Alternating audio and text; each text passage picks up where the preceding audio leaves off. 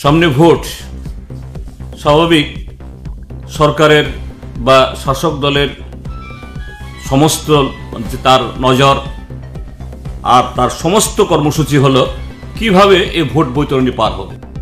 কেন্দ্রীয় কমিটি তার সাথে আলোচনা করব যাতে এই ক্ষেত্রে ত্রিপুরা রাজ্যের মতো মাত্র 2টা সিট, সেই সিটে যে ভোট ভাগ না হয় এটা যাতে আমরা করতে পারি।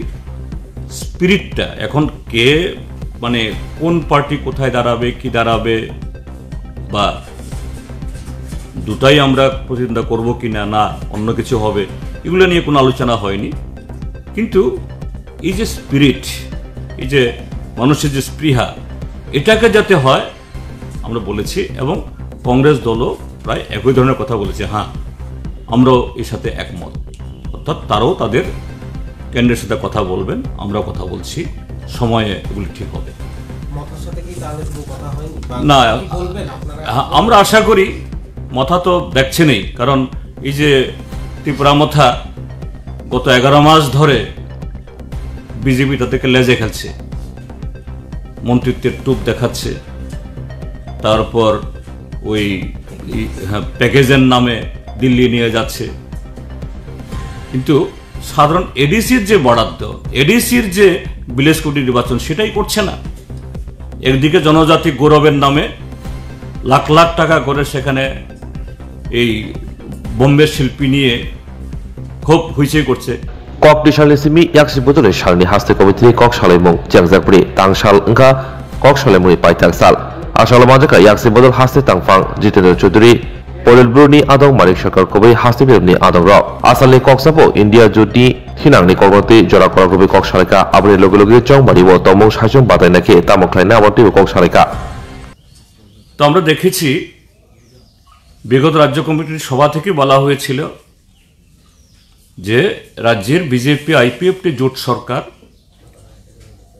সমস্ত ক্ষেত্রেতে জনজীবনের যে মানুষের জন্য যে করণীয় কাজ, যেগুলো তারা খুব বাগাড়ম্বরতার সাথে প্রচার করে, কিন্তু সমস্ত ক্ষেত্রেতে তাদের ব্যর্থতা ক্রমশ আরও বেশি, ব্যর্থতার যে গভীরতা, ব্যাপ্তি বাড়ছে, যেটা গত জানুয়ারি মাসের প্রথম এবং দ্বিতীয় সপ্তাহে বিধানসভার যে তৃতীয় অধিবেশন হয়েছিল, সেই তৃতীয় অধিবেশনে তাদের বেআব্র চেহারা এই রাজ্যের মানুষ দেখেছেন।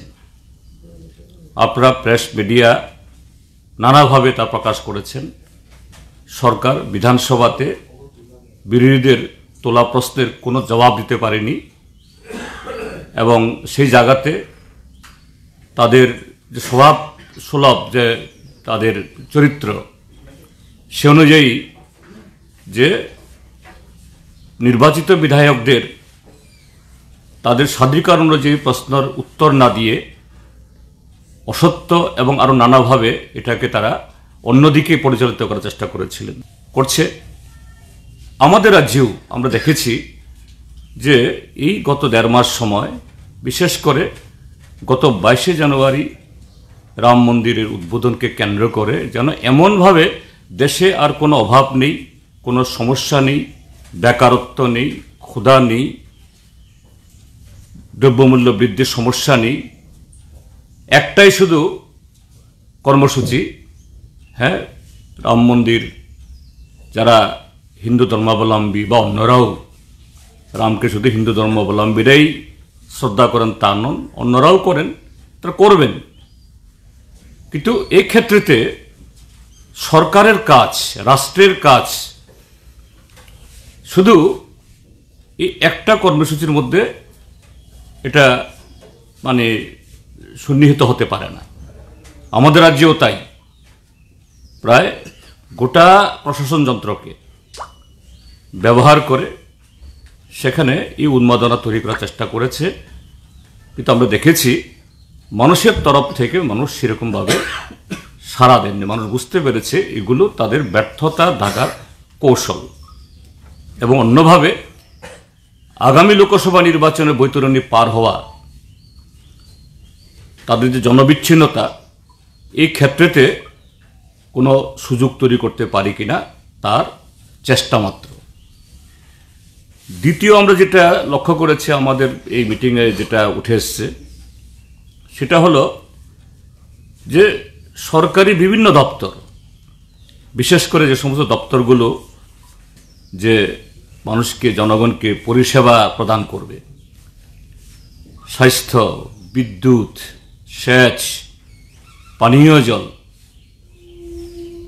তার সাথে জনজীবনের সাথে জরুরি শিক্ষা, আইনশৃঙ্খলা ইত্যাদি, এটা এই ব্যর্থতা এটা আরও তার সম্প্রসারিত হচ্ছে। তো অনিয়মগুলো বের হয়, এটা ত্রিপুরাজ্যের এই সম্পর্কে যে সিএজিতে যে অনিয়ম দুর্নীতি যেভাবে প্রকাশ হচ্ছে এবং দেখা যাচ্ছে এগুলো একটু খোঁজ খবর করলে পরে সরকারের একেবারে উপরতলা থেকে নিচুতলা অবধি প্রায় সকলে যুক্ত। অবশ্যই তার জন্য সবচেয়ে বেশি যারা দায়ী তাহলে উপরতলার লোক, তারা যদি সেরকমভাবে এই ক্ষেত্রেতে শিথিলতা না দেখান নিচুতলা যেতে পারে না। এবং আরও আশ্চর্যের এবং দুর্ভাগ্যের হলো যে রাজ্যের মুখ্যমন্ত্রী থেকে শুরু করে মন্ত্রিসভার সদস্যরা, তাদের দলের সভাপতি থেকে শুরু করে হুমড়া চুমড়ারা প্রায় প্রতিদিন বিভিন্ন জায়গাতে বক্তৃতা। এরপরে যেটা আমাদের রাজ্য কমিটি যেটা পর্যালোচনা করেছে, সামনে ভোট, স্বাভাবিক সরকারের বা শাসক দলের সমস্ত তার নজর আর তার সমস্ত কর্মসূচি হলো কিভাবে এই ভোট বৈতরণী পার হবে। তো এটা তারা দেখেছে বিগত 5 বছরে, 5টা বছর বিরোধীদের কণ্ঠস্বর দাবিয়ে রেখে, বিরোধীদের কার্যকলাপকে দমন করে রেখে ঠিক সঠিকভাবে গত বিধানসভা নির্বাচনে মানুষ তার জবাব দিয়েছেন। এতে দেখা গেছে যে 18 ভোটে যেখানে 51% ভোট পেয়েছিল, এটা নেমে 40-এ নেমেছে দুটো দল মিলে। রেগাতে কাজ, টুয়েপে কাজ, এগুলো তো এখন অপ্রতুল। যা পুজোর আগে বা অন্য সময়তে কিছু কিছু হয়েছে ছিটে ফোটা, তার মজুরি দিতে পারছে না। যদিও এ সম্পর্কে নানা ধরনের বিভ্রান্তিকর তথ্য মন্ত্রী দেওয়ার চেষ্টা করেন, কিন্তু বাস্তব সম্পূর্ণ ভিন্ন। যার ফলে এই কদিন আগেও ব্লকে তালা দিচ্ছে যারা রেগার, যারা কাজ করে মজুরি পান না, তারা রাস্তা রুকু হচ্ছে।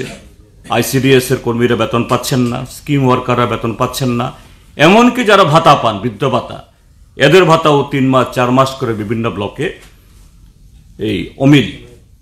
আর এই জায়গায় সবচেয়ে করুণ অবস্থা হলো এডিসি। একদিক থেকে রাজ্য সরকারের এই বিমাতৃসুলভ বা এডিসির প্রতি তাদের যে ন্যাক নজর, আরেক দিক থেকে হলো এডিসি যারা পরিচালনা করেন এখন ত্রিপুরামথা, তারা ব্যস্ত ভোগ বিলাসে, তারা ব্যস্ত শাসক দলের সাথে দহরম মহরম করে গলা মিলিয়ে কিভাবে আরও সুযোগ সুবিধা তৈরি করা যায় কিনা, কিছু চটকদারি স্লোগান দিয়ে। কাজেই এডিসির অবস্থা আরও খারাপ।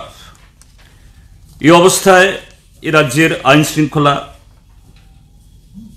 আগেও খারাপ ছিল, এর অবস্থা আরও চরমে এখন। যে এই যখন অভাব হয়, অনটন হয়, কাজকর্ম নেই, এগুলো যুব সম্প্রদায়ের মানে তার জীবন চরিত্রের মধ্যে তার প্রতিফলন ঘটে। ড্রাগ এবং তার সাথে এখন পাল্লা দিয়ে বাড়ছে বর্ডারের পাচার বাণিজ্য। ত্রিপুরাজ্যে যে সমস্ত এলাকা খুব মানে বর্ডারের পাশাপাশি অর্থাৎ জনপদ, যেমন এই সোনামুড়া, ওদিকে বিলোনিয়া, সাবরুম, সেখানে একটু কেউ যদি দেখেন, একটু কান পেতে শুনেন, দিন দুপুরে যে বাজারের দোকান থেকে ট্রাকে করে টনকে টন চিনি বাংলাদেশে পাচার হয়ে যাচ্ছে, পেঁয়াজের সাথে। তো এই জায়গায় প্রশাসন যখন নির্লিপ্ত, এই প্রশাসন শুধু রাজ্য পুলিশ বা রাজ্যের এই সিভিল অ্যাডমিনিস্ট্রেশন না, দুর্ভাগ্যের সাথে বলতে হচ্ছে কোনো জায়গাতে border security force, central force একটা নেক্সাস তৈরি হয়ে যাচ্ছে। এইভাবে ত্রিপুরার আইন শৃঙ্খলা, অর্থনীতি, সামাজিক সমস্ত ক্ষেত্রেতে একটা করুণ অবস্থা তৈরি হয়েছে। এরপরে যেটা আমাদের রাজ্য কমিটি যেটা পর্যালোচনা করেছে, সামনে ভোট, স্বাভাবিক সরকারের বা শাসক দলের সমস্ত যে তার নজর আর তার সমস্ত কর্মসূচি হলো কিভাবে এই ভোট বৈতরণী পার হবে। তো এটা তারা দেখেছে বিগত 5 বছরে, 5টা বছর বিরোধীদের কণ্ঠস্বর দাবিয়ে রেখে, বিরোধীদের কার্যকলাপকে দমন করে রেখে ঠিক সঠিকভাবে গত বিধানসভা নির্বাচনে মানুষ তার জবাব দিয়েছেন।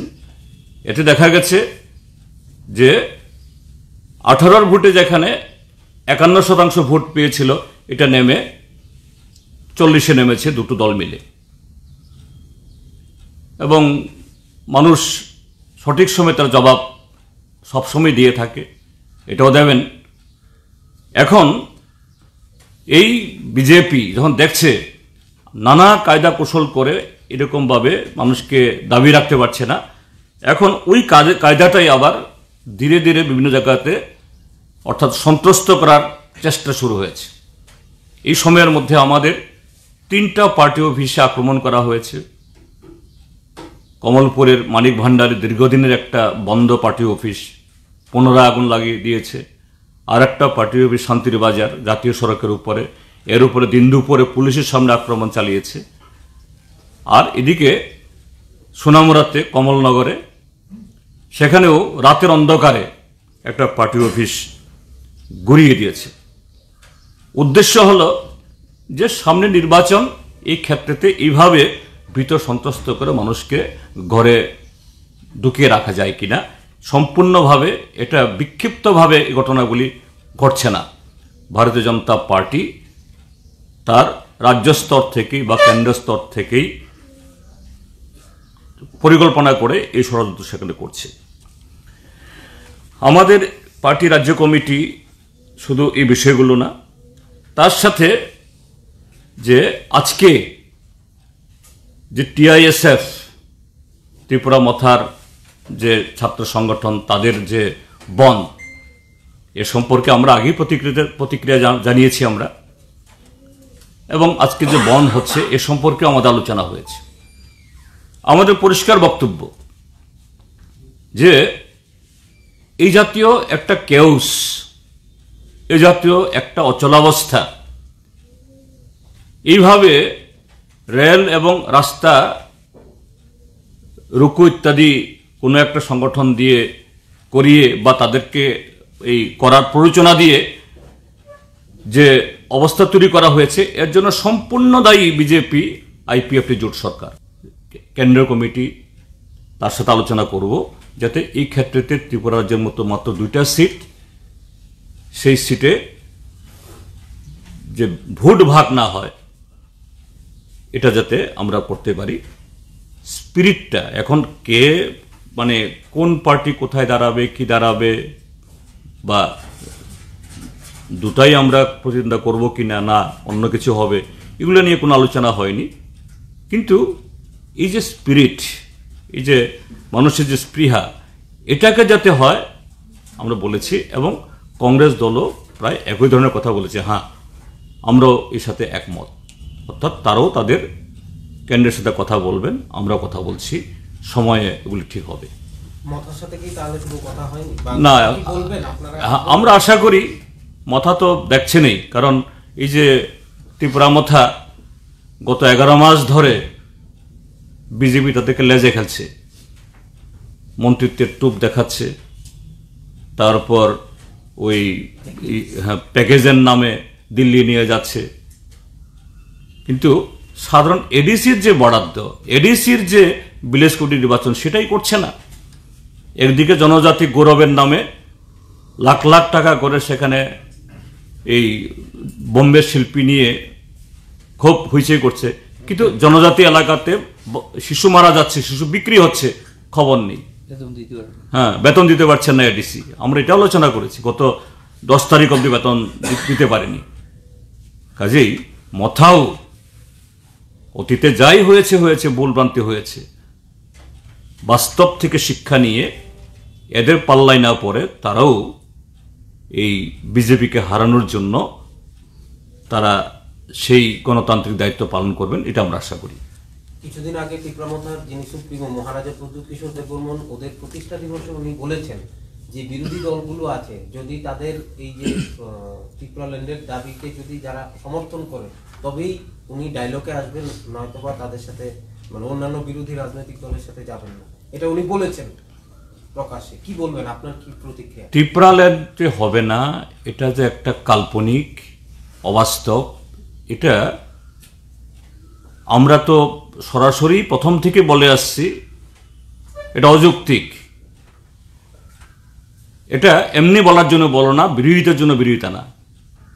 এখন অভিজ্ঞতার নিরিখে ত্রিপুরামথা সুপ্রিমো থেকে শুরু করে ত্রিপুরামথার একজন সাধারণ সমর্থকও এখন জানেন যে না, গ্রেটার ত্রিপুরাল্যান্ড হওয়ার কোনো স্কোপ নাই। কাজেই ওটা নিয়ে কোনো ডায়লগের কোনো প্রশ্ন নাই। কিন্তু বিজেপি যেভাবে গণতন্ত্র হরণ করছে, এই যে উত্তরাখণ্ডে ইউনিফর্ম এই সিভিল কোড ইতিমধ্যে এনেছে, অমিত শাহ পার্লামেন্টের শেষ দিবসে বলছে লোকসভা নির্বাচনের আগে সিএএ কার্যকরী করবে। তো ত্রিপুরামথার সুপ্রিমো তিনি তো আর লেখাপড়া না জানা মানুষ না। এর মানেটা কি? ইউনিফর্ম সিভিল কোড এবং সিএএ মানে কি?